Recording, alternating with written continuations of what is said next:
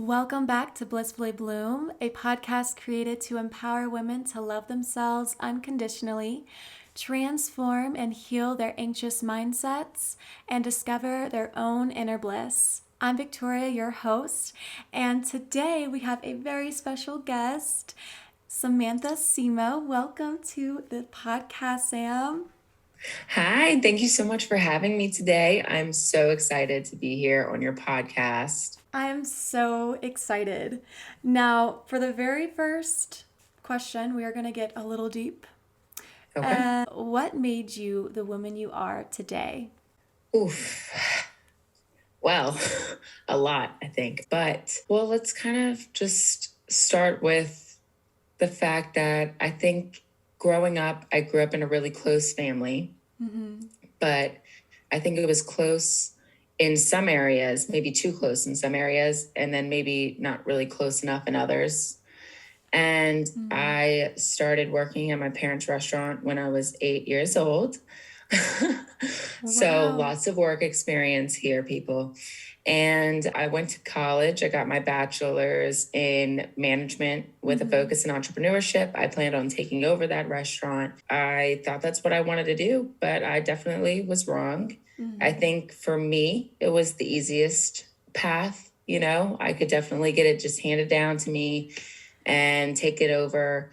And I thought that's just what I should do. But in reality, I was ignoring all the things that I really wanted for myself. And I think I lacked that courage and that confidence in myself to be able to go do it.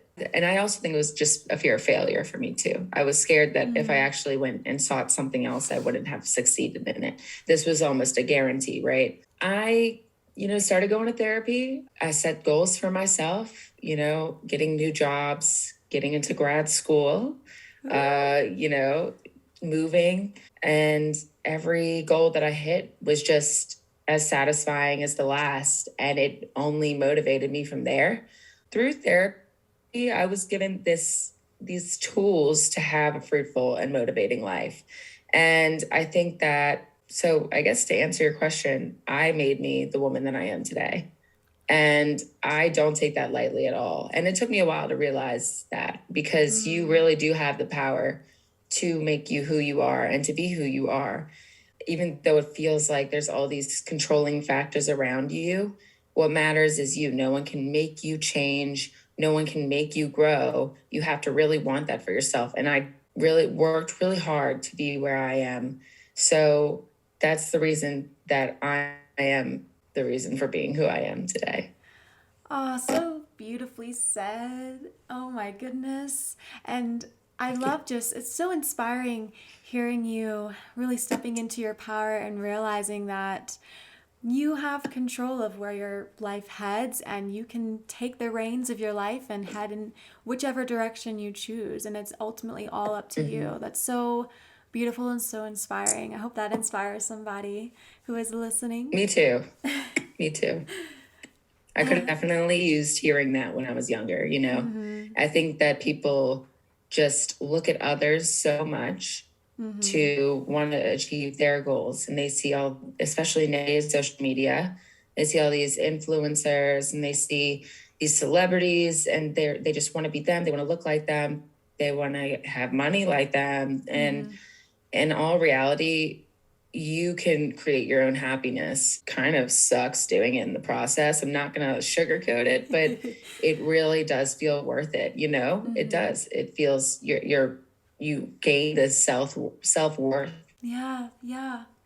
Yes, I love it. I absolutely love that. And I think that is kind of what my overall theme of Blissfully Bloom is too, is just really stepping into your authenticity and believing in yourself and trusting yourself and loving yourself and coming back to who you're meant to be on this earth and really stripping back all of everybody else's maybe opinions of you or maybe what they want your life to turn out to be and getting rid of all of their own voices. Expectations. Yes, yes.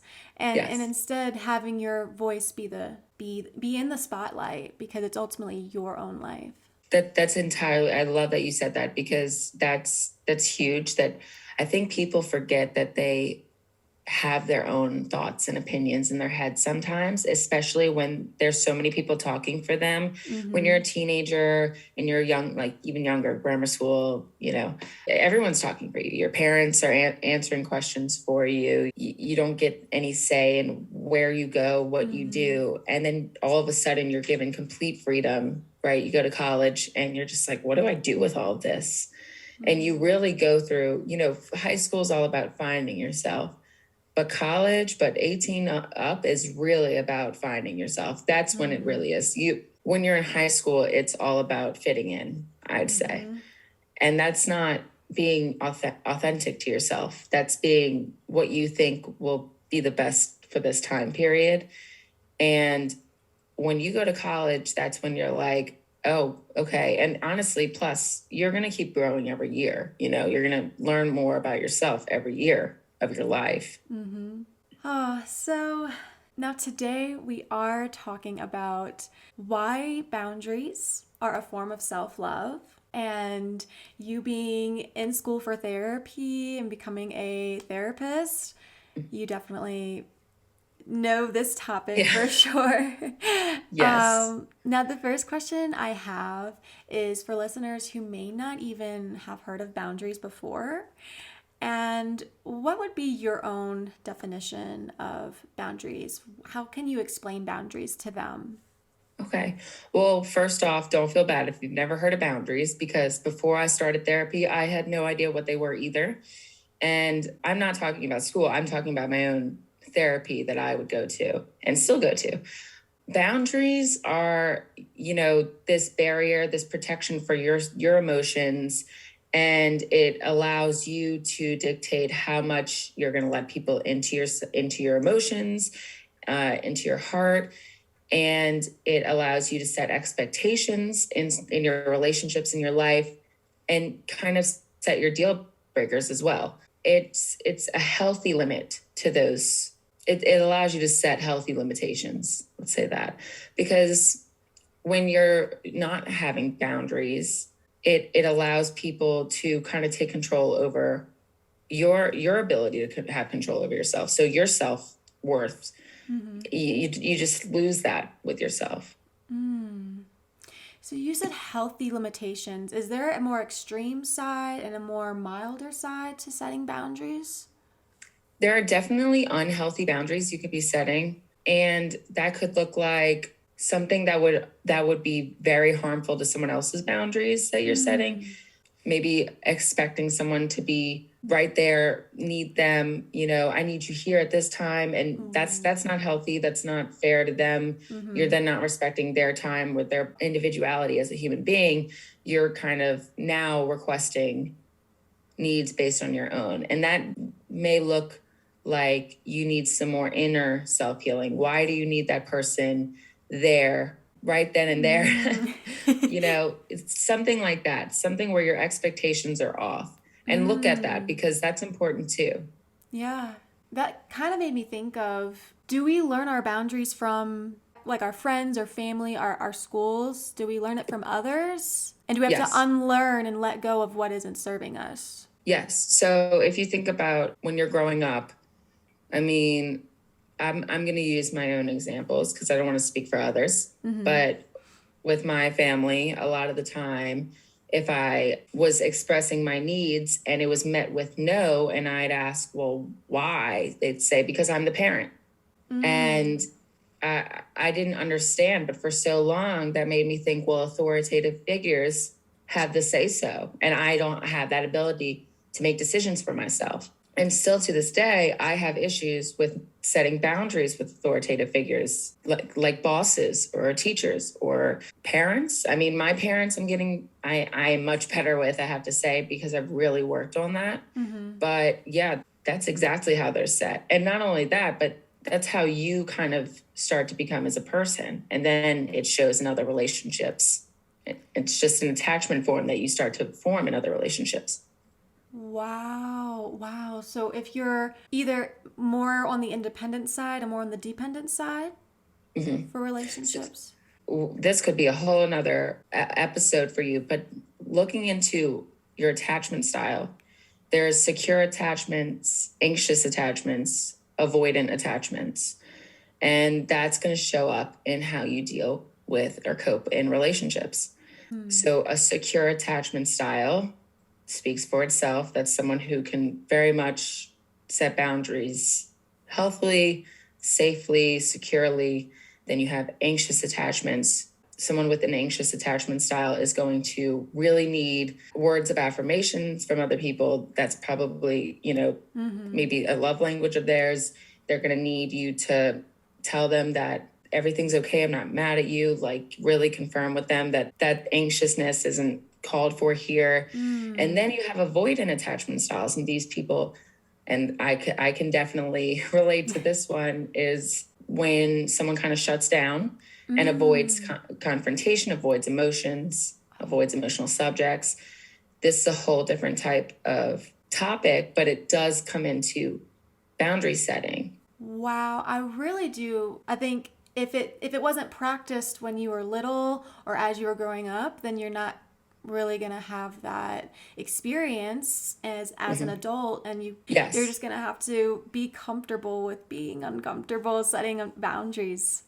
Favorite saying ever. Literally, it really is uncomfortable setting boundaries, and it's uncomfortable doing something you're not familiar with. You don't know what kind of repercussions are going to come from it. It's not your safe go-to sure way that you know how, Yeah.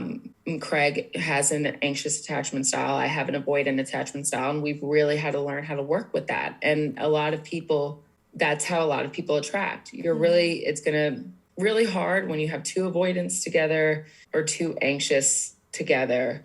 And it is hard to have an anxious and avoidant together. That's when it calls for heavy communication in any of these relationships. That's why it's really hard, by the way, with avoidance, because they don't want to communicate, right? Oh, yeah, yeah. So, yeah. Mind blown. Do some research in it. It is fascinating.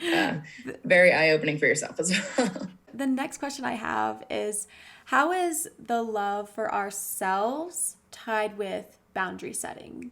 Because boundaries allow us the control over our own emotions and our own space. And when we allow others to have control over us and our emotions, then we have no room to grow and to blossom or to bloom. And we become stuck as helpers and begin neglecting our own needs in order to fulfill others. Can't pour from an empty cup. Yes, yes. Yep. You may feel resentment, or you may feel a little bit of frustration within yourself and kind of taking that out on others, but that may be because you're not really setting the time for yourself. No, you'll see avoiding of self-care, of self-love. You're completely fixated on other people's needs. For me specifically, being an avoidant, I avoided going through the feelings of the exhaustion that I really was feeling. It's exhausting to help everyone and not even help yourself. And it becomes this cycle. So you give, and you're empty and you explode out of frustration and just overwhelmed. You cry, you let it out, all that bottled in emotion, and then it starts over. You give, because that explosion is finally your little bit of taking some time for you, right? Like that's it. And it's not the healthiest way to go about it. In reality, it's best to do it in doses. What do you mean in doses? To what in doses? I know we talk about people pleasers soon, and I go into this during that time. As a people pleaser, and I speak for myself here because I am, and I had to learn this, but you can't always give everything to everyone. It's impossible. You got to realize that. Yeah. Sometimes you can, sometimes you can't, and you got to know when you can't. So the next question that I have for you, can you walk us through a step-by-step guide to healthy boundary setting? Okay, so there is not really one way to set boundaries. Okay. And that's because everyone has different boundaries that they need setting for. they are created and they're maintained in different ways. And I mean, for example, saying no, asking for space, not wanting to be touched at certain times or places, etc. But if I'm going to categorize the main things to focus on, I would say to one, decide what you want those boundaries to be. And they're going to look different with everyone. Your relationships are different. The ones you have with your family, the ones you have with your friends, your partner, there are different types of love equals different types of emotions equals different boundaries, different expectations. Don't be mad when your mom is upset because you're always with your partner. Your mom's not your partner. Your mom's not your friend. Your friends aren't your partner, and so on. You create the boundaries that you need, whether they question it or not. You have your reasons for them. Also, when discussing and creating boundaries with someone, make sure you're doing it in an appropriate time and setting. You don't want to do it in a busy restaurant or when you're drinking, and under the influence of anything. You want to make sure that you're in an environment that has no distractions and that both of you are in a calm place. You don't want to be in the middle of a heated confrontation and then decide to bring up your boundaries then and there. You're going to want to avoid aggression when you're trying to talk about your boundaries and during boundary breaks, because that's when you're going to feel the most frustrated and full of emotion, is when someone breaks that boundary that you've discussed with them. And it's important to remind yourself to take a step back before approaching the boundary breaker in this situation. Because if you approach at that moment, one, they might be heated. It depends on what the boundary was, right? Could be you don't like when they snap at you a certain way. Well, if they're snapping, they're probably already heated. Probably not the best time to talk about the boundary. So make sure to take a step back, gather yourself, run through your head the best way to talk to them. Because when you're running through it, you're going to be like, oh, I'm so mad right now. They just did this. Oh my gosh, I just want to go up to them and tell them, but do your best to be realistic, and because that's not going to be helpful. Remind yourself in your head, like, are they going to hear me if I'm going in there and yelling? No, they're going to get defensive and it's not going to get anywhere. So remind yourself, you got to stay in that good, calm place in order to get somewhere positive. Next is to stick to it. No matter how many people think you're being selfish or dramatic, you're in charge of your boundaries. Hold firm to them. And lastly, and this is the biggest one, if you can, get guidance from a professional, from a mental health professional, because creating and maintaining boundaries is often a really emotional process. And you will have a better chance of being successful if you are being given the tools in the meantime. Like I said, there's all different types of boundaries. I don't know how to say no, when to say no. I don't know. I brought up this in my episode. Do you know how people, when they're pregnant, strangers will just come up and touch their stomach? Yeah. That's so bizarre to me, and that would freak me out. But like, how do you stop that in the moment? There's you have to be able to. It's just like a conversation. I know therapy is not possible for everybody, especially with money problems or insurance. But definitely, if it's a possibility, do it because it will help. Have you heard of Better Therapy? Is it an online? BetterHelp? Yes. BetterHelp. Yes. That is an online therapy. So that came around after the pandemic. There was no type of online therapy beforehand. There wasn't necessarily a need. And I think one thing that American Counseling Association was worried about with this is breaking confidentiality. You can't guarantee someone sitting at home with no one around. You can't guarantee that that what's happening right now is between you and your client.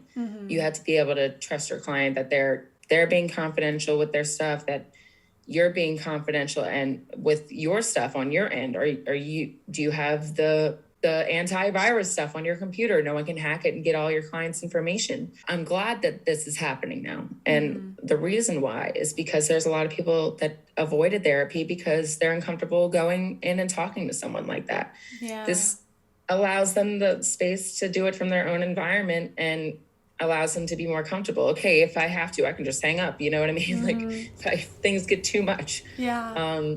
But it just gives them that power that they don't feel they have if they're going somewhere. Yeah, and I feel like that's good that there's different options for people nowadays, different environment settings, because like you said, it could be a fear and then they're going to be avoiding it if they really do need it. So I feel like too, with boundary setting, people can have this fear that if they speak up and if they say something, then their friend or their family member will never talk to them again, or they don't want the relationship to be rocky, or they feel like this could ruin where they're at. But I feel like if you truly speak up for yourself and you really use your voice and you're being true and you're not holding anything back, then I think that'll make the relationship better.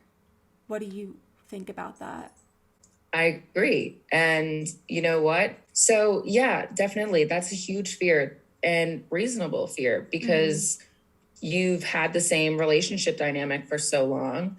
Let's say, you've had a friend for 6 years plus, and they do something that really bothers you. Maybe you voiced it multiple times, but nothing's changed because there's no repercussions, there's no, I've definitely experienced that myself. And it does suck because there are people you don't want to lose in your life. But if they're not respecting your needs as a human being, as an individual, even in your family, then that's the time you need to kind of take a step back and say, okay, well, I'm trying to be honest with them and what I need, and they're just completely avoiding it and continue to step on my boundaries.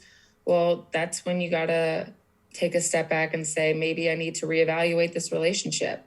And it sucks. It really does. I want to be realistic and honest with everyone because you're gonna have that sometimes, not everyone, because maybe some people out there have really awesome friends that are more understanding than others. But prepare for that and just understand you're going to be better off.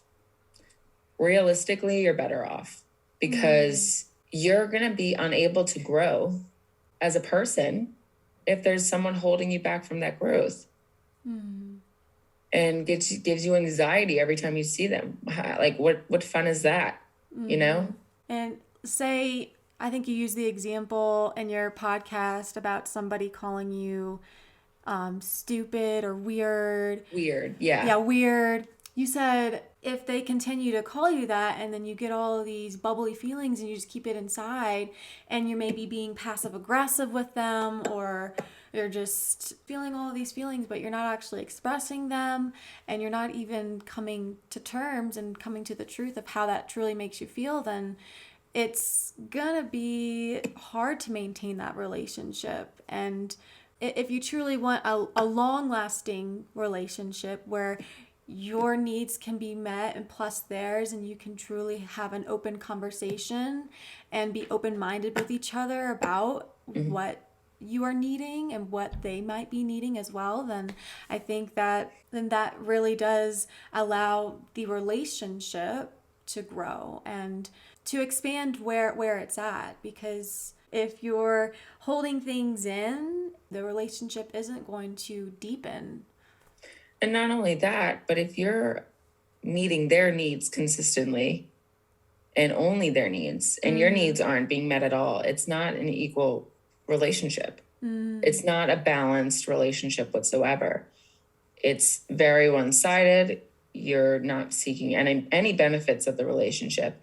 I had a friend that was a best friend of mine for years. And I brought this up in my episode that we'd make plans and they would duck. And or bail. They just wouldn't show up, right?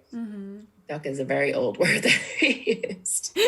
Not used as much anymore, but they would just bail, and they wouldn't answer my texts, my calls. Sometimes I'd see them post on social media on their story of them doing something else. And obviously that hurt my feelings.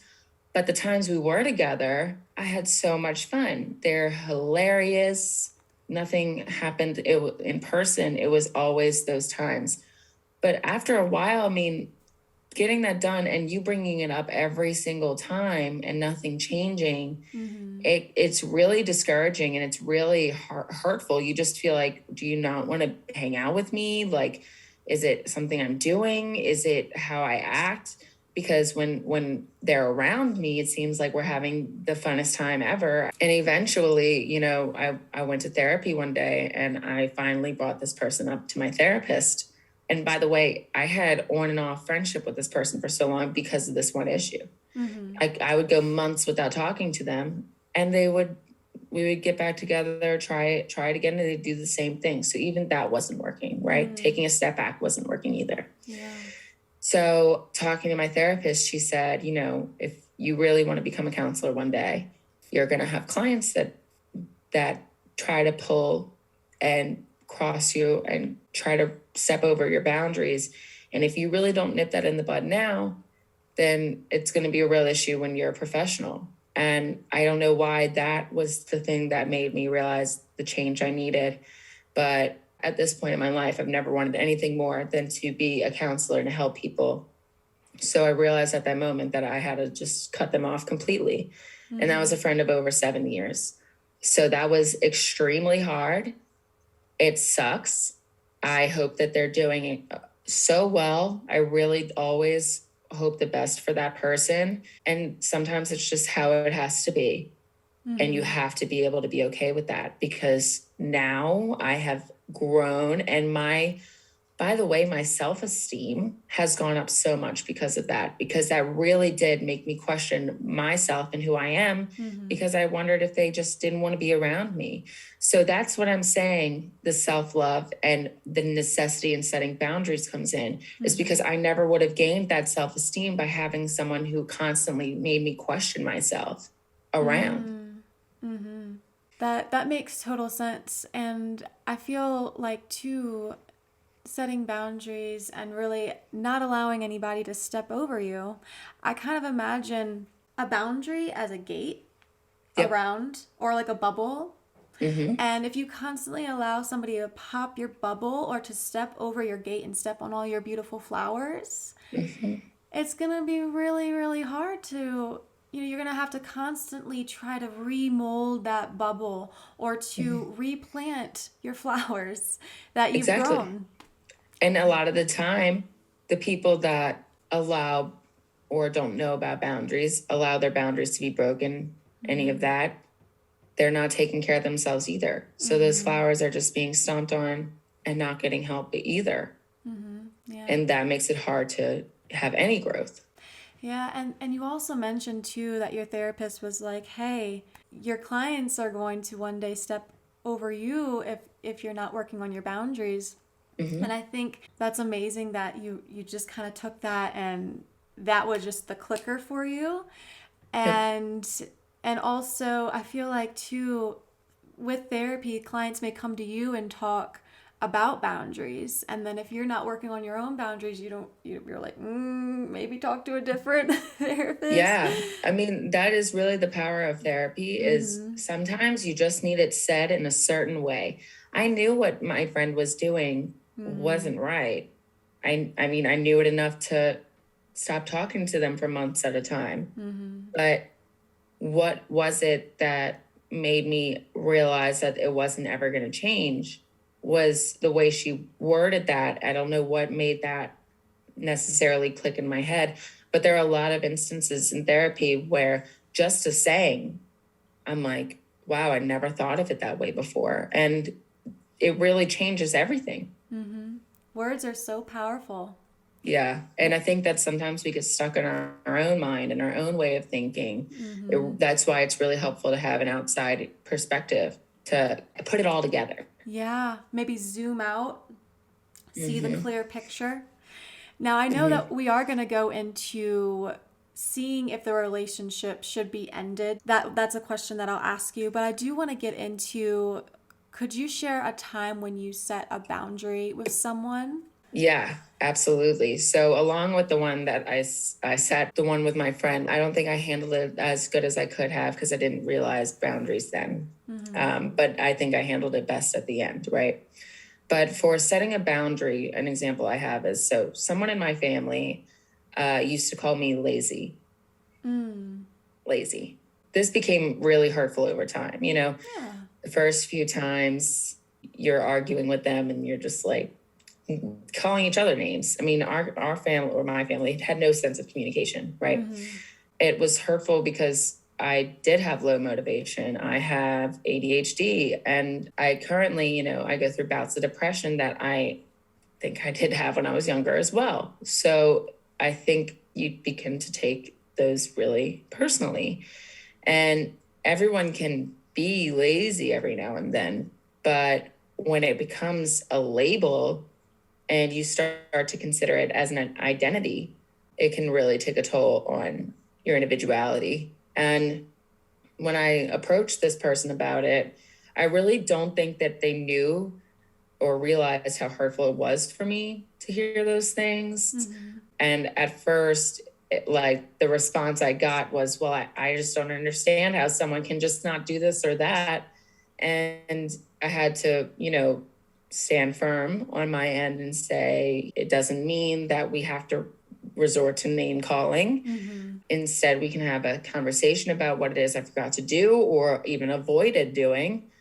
And that way I can fix it for next time. And I do consider myself a pretty reasonable person as long as I'm getting communication and calm, healthy communication. I don't think that there's any necessity in name calling ever.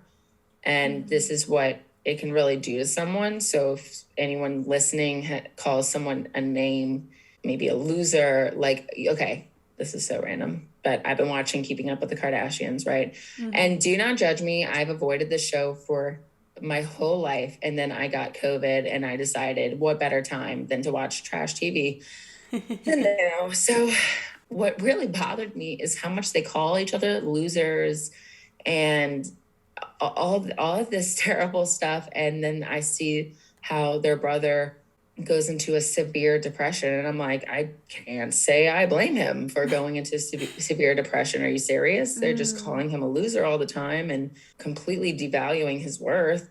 It's stuff like that. Maybe they don't see how much that affects someone, but it really does become an identity. You start to say, I'm lazy, I'm a loser. In my head, I start talking to myself negatively, and that's where negative self-talk comes from. That's never your voice. That is someone else's voice completely. Try to identify whose voice it is and fix it, because you should not be your enemy here. You need to be your best friend. You need to be your healer, right? And when I talk to them, ever since I did, don't believe they've called me lazy since. Wow. Do you think that other people, when they're name calling and they're really stepping over those boundaries, because obviously I don't think nobody wants to be called names. Do you think it's other people's projections of how they feel on the inside? Oh, yeah. And I also think that people probably called them names. They might have grown up in a household where that's normal. So this person that would call me lazy would also yell when they needed to get something across to my head, right? Yeah. And I would say, you don't have to yell, and they say, I'm yelling. This is what they'd say. I'm yelling because you don't listen otherwise, which is simply untrue. I think it's just they resorted to yelling maybe before coming and talking very seriously. And it is hard, working with someone that has ADHD like me. I'm not going to sugarcoat it. I know I can be told something and it completely go over my head sometimes. But if you were to sit me down and say, hey, it really bothers me when you do something this way, because I feel like it doesn't get done and then it kind of causes me anxiety. That I would remember. I wouldn't ever want to purposely cause someone anxiety. I think that it just really depends on how you're talking to someone. Me and my sister didn't feel heard a lot from my parents. So I think that's where we would yell at people we cared about because it was, we never felt like anyone was listening to our needs and to what we were saying. My whole family started to communicate through yelling. There's certain behaviors that people pick up on along the way, but it is not your place to make that okay for you, as that's happened to them. You know, you can empathize with them. And I like to do that. I like to say, you know, they've just had a really hard time, but that doesn't excuse their behavior. And you can still work and have expectations of your boundaries to be met in that situation. It doesn't mean that your boundaries should be ignored because they've had it hard. So don't make excuses for them. Right. And, you know, come from a place of love and understanding, but also, you know, make sure that you're not ignoring what you're feeling, or you're not just putting everything to the side and forgetting about it. Right. Taking those necessary steps to really come into harmony again for the relationship. I want to dive into fear of setting boundaries, because I'm sure that listeners here may feel some fear. How can we work up the courage to speak up and use our voice to honor our needs? So practice makes perfect. Like, seriously, the more you practice setting your boundaries, the easier it's going to get. So practice in the mirror, practice out loud in your car, practice how you would respond to or handle a boundary break. Once you're able to start creating and maintaining healthy boundaries, you're going to feel seriously like invincible. It's going to feel like a whole new level. Sooner or later, you're going to feel unfazed by a boundary break. You're going to know what to do completely. And that first time that you do it without even thinking about it, you're going to feel like $1,000,000. Like, I would run back to my therapist every time and be like, so this happened. And I'd say it so nonchalantly, like just waiting for her to be like, I'm so proud of you. And I'm like, yeah, no, it's like no big deal or anything. I just, you know, set a boundary and maintained it. And you really become so proud of yourself and recognize those times, because you'll think, wow, like that was handled different. And they'll start to react differently too after a while, because they can't continuously react angrily or upset when they know that this is how you're going to handle it. And after a while, they're just going to have to accept it. So at first they may not have braced themselves for this response, but as the more that you respond in this way and actually voice your needs, then the more that they'll be like, oh, okay, you know, I may try to overstep this, but I kind of know it's coming. Right. And then hopefully the more that you do it, that desire to step over your boundary, it becomes lessened and decreased. Yeah. And where do you think, I'm just curious, where do you think that desire comes from? For them to break it, I think it comes from a place of not wanting the relationship to change out of their favor. I think a lot of the times when our boundaries are being broken, it favors the person who's breaking them. And let's say our parents want us to go to Mass with them on Sunday, and maybe we don't want to go to Mass Sundays. That's what they want, right? That's not something you want. And so they're going to fight back with you. They're going to guilt you. You're going to go to hell or whatever. You're not going to church. This is just an example. But that's not what you want. That's why they're going to fight back with you, because in the end, you're doing something against their wants and wishes. So, but it's not about them. If they want to go to church, have at it. I mean, that's their thing. That's great, you know, but that doesn't mean that you have to do something because they want you to. Yeah. And maybe I see a little bit of the need for control. Yep.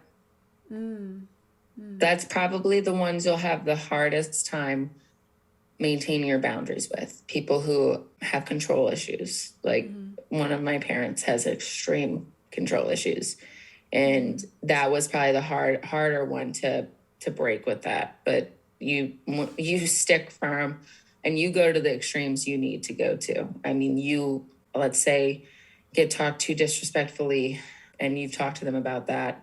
And sometimes you're talked to disrespectfully to get you to do something that they want you to do. So that's their need that they want met. You're at their house and that happens, you grab your stuff and you leave. It's as simple as that.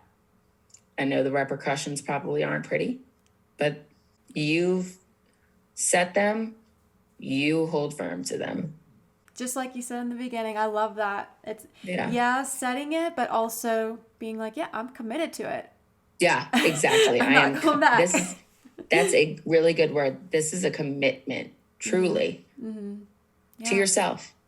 Yeah. Self-love. Self-love. So my next question is, we're diving into people pleasing.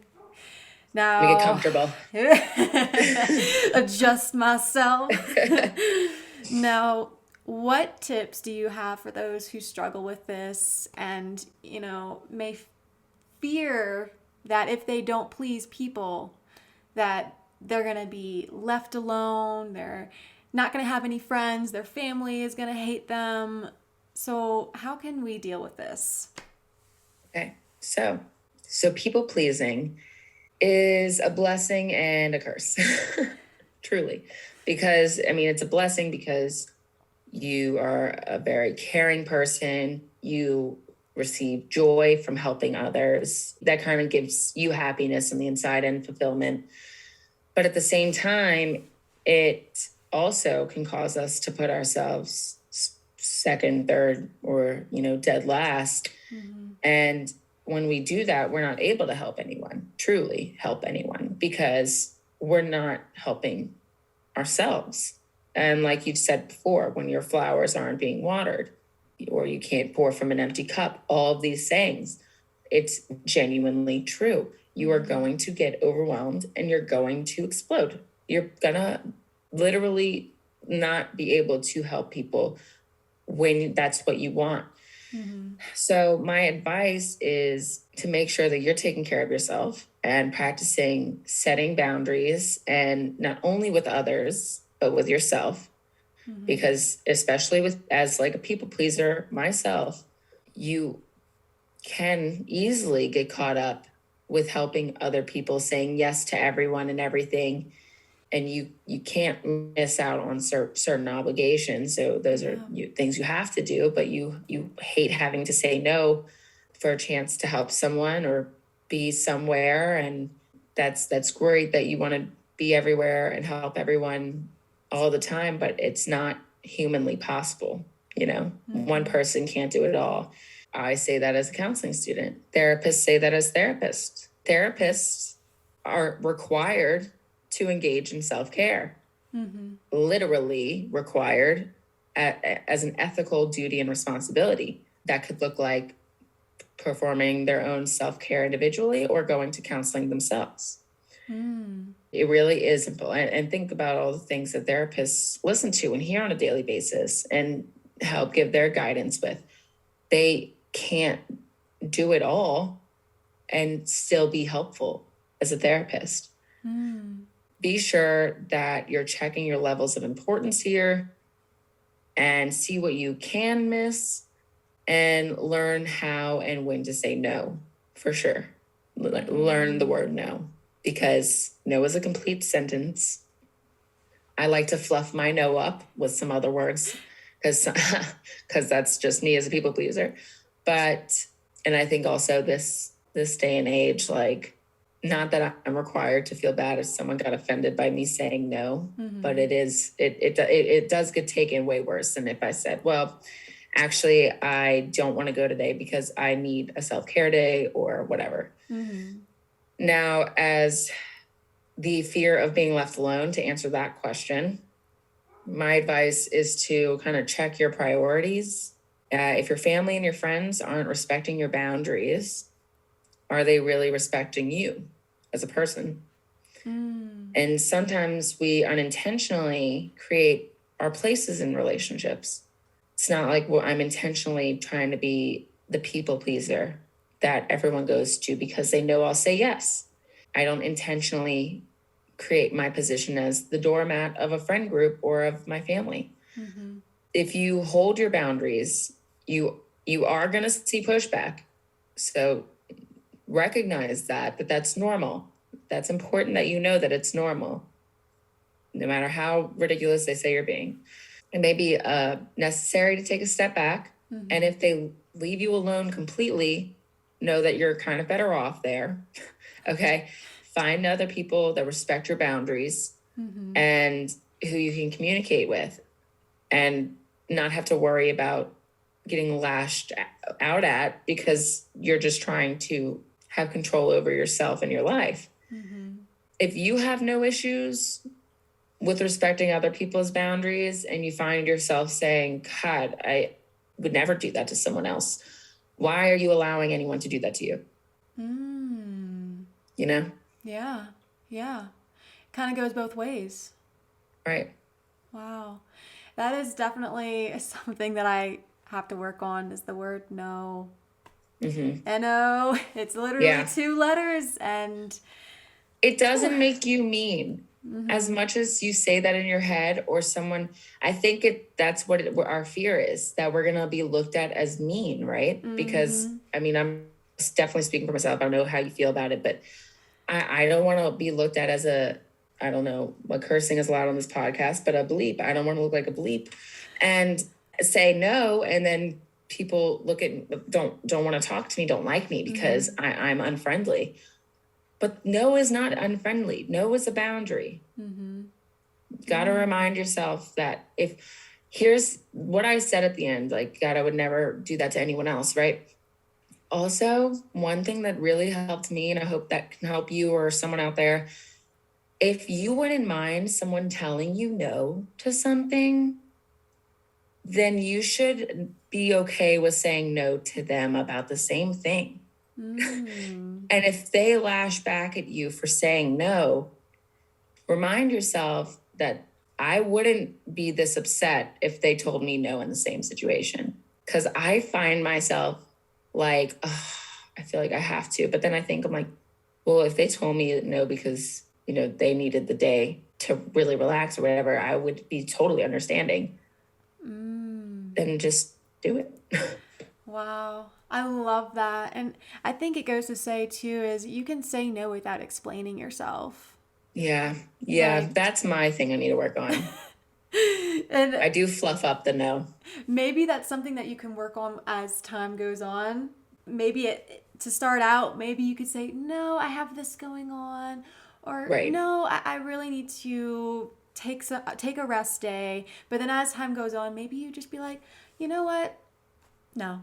No, thank you. No, thank Right. you. Thank you, but no. Right, exactly. I think that's a really good thing that you said because I'll say, like, I don't think so, or, other words that avoid the word no. Mm-hmm. But I'm going to start working on that. Like, I'm not trying to say that I'm a perfect boundary setter and that I've got it all figured out. No one really does. Okay. Mm-hmm. I think that I've worked on certain areas of my life, but growth and boundaries are everywhere in your life, and they will be something that you got to work on for forever. You'll find new things that you need to set, new uncomfortable areas that you need to work on. And that's okay. That's what life's about. Yes, I love it. Now, all right. So my next question I have for you is what if the person does not respect the boundary we set in motion? How do you know when the relationship just isn't in our best interest anymore? Okay, so just one, have in your mind that it's going to happen. That will help to just know that there's going to be some resistance on the boundary breaker's end, especially right after setting it. Right after setting your boundary, you're going to see it. I think it's because people tend to take it personally. It's almost as if we're calling them a bad person, which we're not. It's doing what we need to do in order to stick up for for our needs, and just remind them what they're doing. If you see a boundary break, try not to remind them in the middle of it, like I've talked about earlier. You don't want to do it in the heat of the moment because Yeah. it can cause a lot more issues and it's just not helpful. Yeah. Revisit. You have time, or like I said, there are going to be people who you can just grab your stuff and leave. Like I've done that with my family. I've grabbed my stuff and left and didn't say a word edgewise. I think sometimes that speaks louder than any word. Yeah. Yeah. Is just leaving the situation. Just be assertive, but don't be aggressive with it. How do we know if it's not in our best interest anymore, the relationship? When we start to find ourselves feeling more exhausted or anxious than actually enjoying this relationship. That's when you got to start to evaluate where it is. Okay. If you were just setting boundaries, it's going to be uncomfortable. They're going to try to push back. Give it some time there because, there were a few relationships in my life where I just wanted to kind of wash my hands of with work. Finally, now we're at like such good places. So sometimes you think about it and you're like, I am getting more just anxious and unhappy when I'm around them. Yeah. But try to stick to it because I know a lot of the time we bring up our boundaries and we start working on them and it's more exhausting than pleasant. So you don't want to be around them to keep and maintain those boundaries, but keep up with it. And eventually you're going to see that change and then that relationship's going to be great. You're going to be like, wow, I wish it was like this the whole time. So but if they continue after so long, that friend that I had that I brought up how hurtful it was to me, to do those things and wouldn't talk to them for months at a time. They knew that like this was definitely going to be what kind of broke us as friends. That's when you really got to reevaluate and say, okay, are they making any effort at all? Are they trying to communicate with you calmly about it and tell you, like, so sorry, I really am trying, whatever it is. That's what you got to look for. Yeah. And that's the time to take some time away, step away for a bit, and see if you want to come back. Yeah. Because maybe it's just not the right time. Maybe you both Exactly. need to grow, learn some things before actually coming back. And maybe the relationship is meant to be whenever you have gone through some things, learned some more things about yourself. And then if it's not, It's not. yeah. Yeah. Accept that that's a possibility too. Try not to go into it thinking, oh, one day, because there might not be that one day. Just take it one day at a time.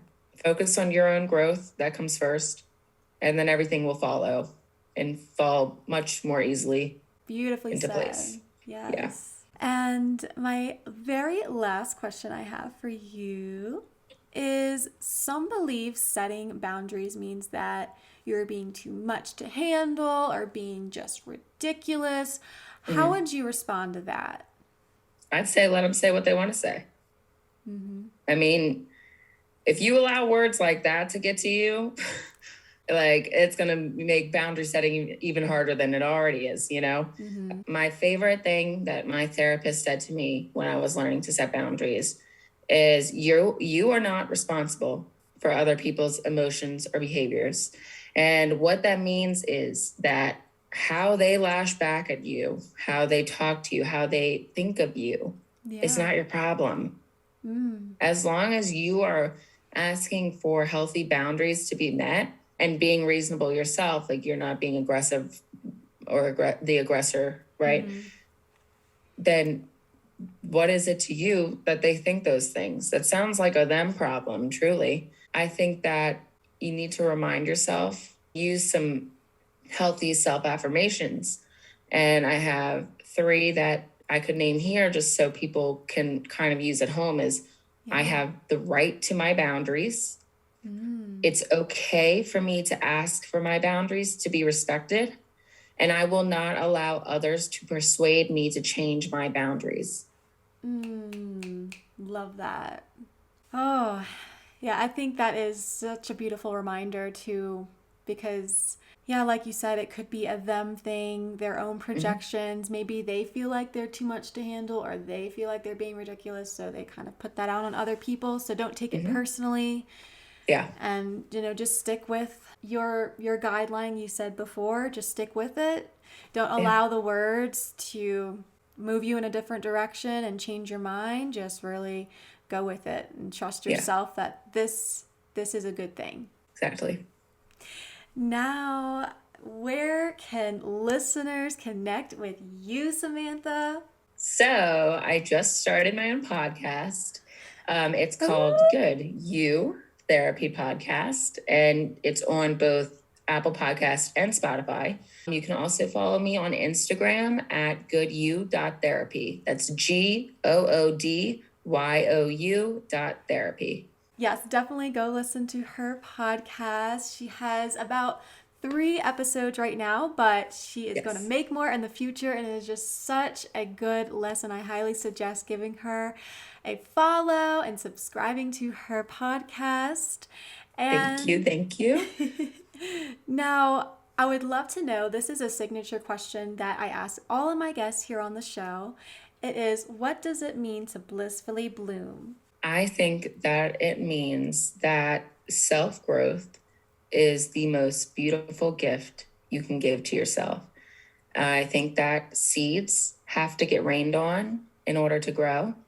So when we use that grain to our advantage and to our own strength, and we learn from life's given lessons, we allow ourselves to blossom and bloom into beautiful human beings that live more self care, that have more self respect and an inner peace that we are trying to strive for. Oh, I just love that. Ah, such beautiful Truly. words. Oh my goodness.